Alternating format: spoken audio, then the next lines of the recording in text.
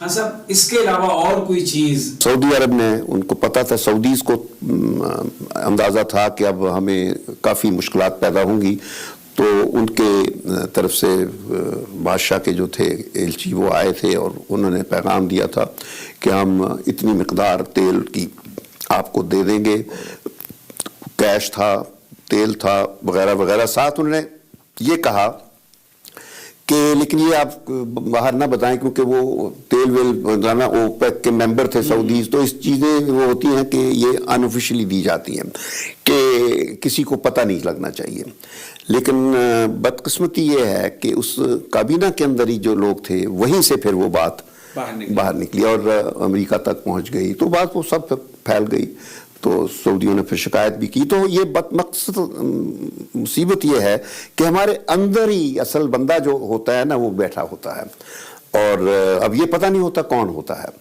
تو وہاں سے وہ اتنا زیادہ انفلوئنس ہے ان باتوں کا کہ اپنے ہمارے جو لوگ ہیں ان کے لیے اس طرح سے کام کرتے ہیں. یہ ہے بالکل، اور یہ کوئی راز آپ کا، اور ان کو ایسے پتہ چل جاتا ہے فوراً جو کچھ ہو رہا ہوتا ہے. بدقسمتی ہے، یہ بہت بدقسمتی ہے. یعنی یہ اس معاملے پر نہیں، اور بہت سی چیزیں ہیں. یعنی ایک قومی سطح پر ایک ایلیمنٹ ہے جس کو میں اکثر ڈسکرائب کیا کرتا ہوں سیڈیشن کا، وہ اتنا اندر ہماری رگوں میں چلا گیا ہے کہ وہ آپ کو سڑکوں پر بھی، ٹیلی ویژن کی چینلوں پر بھی وہی بول چال سیڈیشن والی نظر آئے گی. حتیٰ کہ پگڑیوں والے بھی، ٹائیوں والے بھی، غرض ہے کہ ہر بندے کے جو کارڈرز ہیں یا رینکس ہیں، آپ کو اس قسم کی سوچ کا سامنا ہے. اور یہ بہت بدقسمتی ہے کہ ایک ایسا ملک جس کی جیو پولیٹیکل لوکیشن اتنی اہم ہے کہ دنیا کی بڑی طاقتوں کو اس کی ضرورت ہے، اور اس مشکل کے وقت میں ظاہر ہے کہ یہ بہت بڑی لائبلٹی ایک طرح سے جو بنا دیا ہمارے حکمرانوں نے. جو لوکیشن تھی اس کو ایسٹ کے بجائے انہوں نے اس کو ایک لائبلٹی بنا کے رکھا ہوا ہے. تو اگر ہمارے لوگوں میں کچھ اویئرنیس ہوتی تو نیشنلزم جو اسپرٹ ہوتی ہے وہ ہوتی تو شاید یہ چیزیں نہ ہوتی. دوسرے مسئلے پہ آ جاتے ہیں. کارگل بڑا ایک اہم ایشو، آپ سیکرٹری تھے فارن افیئرز کے. میاں صاحب ہمیشہ یہ کہتے رہے کہ انہیں بتایا نہیں گیا. پرویز مشرف صاحب کہتے ہیں بریفنگز دی گئیں، سب کچھ ہوا. یہ جب ہوا سب کچھ تو آپ نے کیا دیکھا؟ آپ کی کیا اسیسمنٹ ہے؟ آپ کی کیا آبزرویشن تھی؟ خبریں جب آنی شروع ہوئیں تو ہمیں پہلی دفعہ جب بریفنگ ہوئی وہ 17 مئی 1999 کو پتہ چلا تھا. اس سے پہلے اخباروں میں خبریں آ رہی تھی کہ یہ ہو رہا ہے، وہ ہو رہا ہے. ہمیں کوئی آفیشلی کچھ پتہ نہیں تھا. اور تو اس بریفنگ میں جب ہمیں بتایا گیا، اس میں 2-3 وزیر بھی تھے. فارن منسٹر سرتاج عزیز تھے، جنرل مجید ملک تھے، راجہ ظفر الحق تھے، میں تھا، اور باقی پرائم منسٹر صاحب تھے، اور دوسری طرف سے سارے ہمارے لوگ تھے متعلقہ جتنے تھے. تو پوری بریفنگ دی گئی کہ کن حالات میں ہمیں آکیپائی کیا. اور مختصر یہ تھا کہ بتایا یہ گیا کہ ہماری جو کمیونیکیشن لائنز ہیں آزاد کشمیر میں متواتر وہ انڈر آرٹلری فائر رہ رہی تھیں انڈین سائڈ کی طرف سے. اور ہم نے ان کی جو پیش بندی روکنے کی خاطر ہمارے لیے کوئی اور چارہ نہیں رہا کہ ہم ان پوسٹوں کو واپس لیں جو پہلے بھی ہمارے پاس ہوتی تھیں. یہ پاکستان کی پوزیشن میں ہوا کرتی تھیں کارگل کی ساری چوٹیاں.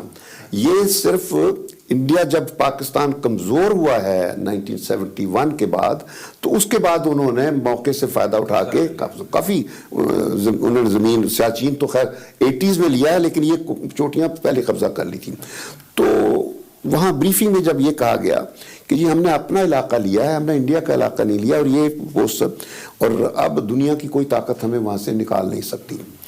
تو بتایا گیا کہ بھی اگر اتنا بڑا قدم اٹھایا ہے، انٹرنیشنل باؤنڈری پر مسئلہ جا سکتا ہے. تو ہماری فوج کے جو ترجمان تھے ان کی طرف سے یہی کہا گیا کہ ہم نے کوئی ایگریشن نہیں کیا، یہ زمین سوائل ہماری، یہ چوٹیاں ہماری تھیں اور انڈیا نے ہم سے غیر قانونی طریقے سے لی تھی، ہم نے اسی طریقے سے کلینڈسٹنلی جس طرح انہوں نے سرپٹیشیسلی ان کو آکیپائی کیا تھا تو ہم نے واپس لے لیا. تو جب انہوں نے ہم سے چھین لی تھی ہم نے ان سے چھین لیا، تو اب قضیہ کیا ہے؟ اور دنیا اس کے بارڈر انٹرنیشنل بارڈر پر سوال نہیں پیدا ہوتا کہ ہم پوری طرح تیار ہیں. تو جب یہ پیرفیم ہو چکی تو سب نے پھر اپنی اپنی رائے دی، اور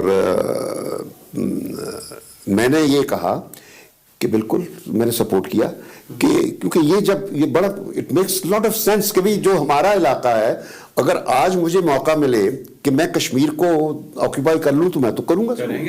اور کوئی دنیا میں پرائم منسٹر نہیں ہوگا جو یہ جب وہ یہ فوج کہے کہ جی ہم نے یہ اپنے علاقے واپس لیے ہیں تو وہ ان کو کہے تم واپس کر دو. تو ایک سچویشن ایسی تھی کہ سب نے کہا ٹھیک ہے. نواز شریف نے بھی کہا کہ آئیے بسم اللہ کریں، تو باقاعدہ دعا کی گئی. اور نواز شریف نے یہ پوچھا کہ بھئی یہاں سے راستہ سری نگر جاتا ہے کہ نہیں جاتا؟ انہوں نے کہا بالکل. تو بس دعا کی گئی اور ہو گیا. لیکن ایک سٹیج آ گئی تھی اس کے فوراً بعد، اس ٹیپ کے فوراً بعد جب میں نے دیکھا کہ ہم روز باڈی بیگز آنے شروع ہو گئے، اور ہم نے ایک جہاز بھی انڈیا کا مارا، بلکہ وہ پائلٹ بھی آیا میرے دفتر میں بیٹھا رہا، اس کو پکڑ کے لائے. تو اس کو ہم نے ریلیز کرنے کے لیے میں نے کہا انڈین ہائی کمشنر کو کہا تم آ جاؤ لے جاؤ اس کو. تو وہ تو نہیں آیا، پھر ہم نے اس کو بھیجا، بارڈر کے ذریعے سے بھیجا. اس کے بعد یہ ہے کہ پھر فیصلہ ہو گیا. اور میں نے پھر جب دیکھا کہ یہ نہیں چل رہا، سچویشن گراؤنڈ پہ نہیں ٹھیک ہے، تو میں نے پھر پرائم منسٹر کو کہا کہ میٹنگ بلائیں ڈی سی سی کی، فیصلہ ری وزٹ کریں گے. تو وہ ہوئی میٹنگ.